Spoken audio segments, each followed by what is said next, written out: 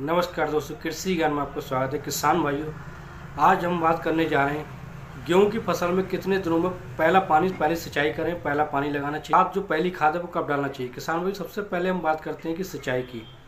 अगर हमारे जो गेहूं की फसल है अच्छी फसल है और जो है 18 से 20 दिन में अगर अच्छी तरीके से जड़ पकड़ लेती है, 18 से लेकर 30 दिन तक सिंचाई कर देनी चाहिए। और गेहूं का यही समय होता है सिंचाई करने का। 18 दिन से पहले नहीं करना 18 दिन से पहले सिंचाई नहीं करना चाहिए और ना ही 30 दिन के बाद। यही रूटीन होता है किसान भाइयों। सिंचाई करते समय कौन कौन सी खादों का, पहली खाद का कौन सा प्रयोग करना चाहिए। सबसे पहले हम बात करते हैं किसान भाइयों, फसल में कौन कौन सी चीज़ों की आवश्यकता होती है। सबसे पहले होती है नाइट्रोजन, फास्फोरस, पोटास। अगर इनकी जगह हम NPK 12-32-16 का इस्तेमाल करते हैं तो हमें तीनों चीज़ों का मिश्रण मिल जाता है। भाइयों, हमें जिंक का प्रयोग जो है वो NPK या DAP के साथ ना करके बल्कि 1 हफ्ता या 10 दिन के बाद हम यूरिया के साथ इसका प्रयोग कर सकते हैं, जिंक जैम या माइक्रोन्यूट्रिएंट का। भाइयों, अब हम करते हैं मात्रा की बात। NPK या DAP का कितनी मात्रा में हमें उपयोग करना चाहिए।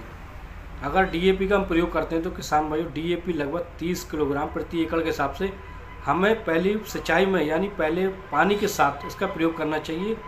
और अगर MP का प्रयोग करते हैं तो NPK 12-32-16 50 किलोग्राम प्रति एकड़ के हिसाब से प्रयोग कर सकते हैं किसान भाई। और इस बात करते हैं हम दूसरी खाद की, जो हम यूरिया के साथ नाइट्रोजन के साथ इसका प्रयोग करेंगे, जो सबसे बड़ी और मेन खाद होती है। दूसरी खाद होती है वो उसी से ज़्यादा ब्यात होता है, उसी से गेहूँ की पैदावार बढ़ती है। किसान भाई, दूसरी खाद में हमें क्या लेना है। किसान भाई, यूरिया लेना है 30 से 45 किलोग्राम प्रति एकड़ के हिसाब से।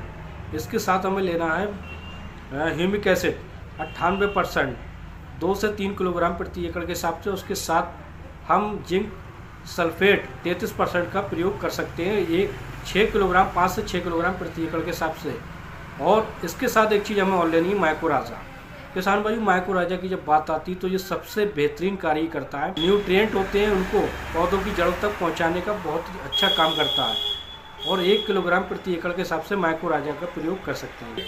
इन खादों को मिलाकर, इन फर्टिलाइजर माइक्रोन्यूट्रिएंट को मिलाकर जब हम दूसरी खाद में डालते हैं तो किसान भाई बहुत ही बेहतरीन रिजल्ट देखने को मिलते हैं, जिसके बाद हमारी पैदावार लगभग 1.5 गुनी बढ़ जाती है। एक ऐसी स्प्रे के बारे में बात करने जा रहे हैं, गेहूं की जो लास्ट स्प्रे होगी, जिससे हमारी पैदावार किसान भाई जिससे हमारी पैदावार जो होगी 1.5 से 2 गुनी तक हो सकती है। तो हमें लास्ट स्प्रे कैसी करनी है, जब हमारी जो पौधों की गबोध अवस्था में आ जाए, जब हमारी फसल गबोध अवस्था में आ जाए, यानी बाली निकलने का समय हो जाए, तब हमें एक ऐसी स्प्रे करना है जिससे हमारी पैदावार 1.5 से 2 गुनी तक हो जाएगी। गबोध अवस्था के समय में NPK 05234 लगभग 1 से 1.5 किलोग्राम प्रति एकड़ के हिसाब से घोल बनाना।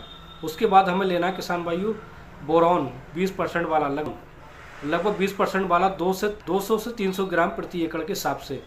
इन दोनों चीज़ों का घोल बनाकर हमें स्प्रे कर देनी है। घोल बना के हमें स्प्रे कर देनी है। उसका जो छिड़काव करने के बाद जो हमारा रिजल्ट आएगा, जो बाली निकल के आएगी, एक एक दाना भराव अच्छा होगा, एक एक दाने पर चमकदार होगा, बालियाँ मोटी होगी, लंबी होगी। इससे हमारी पैदावार 1.5 से 2 गुनी तक बढ़ सकती है।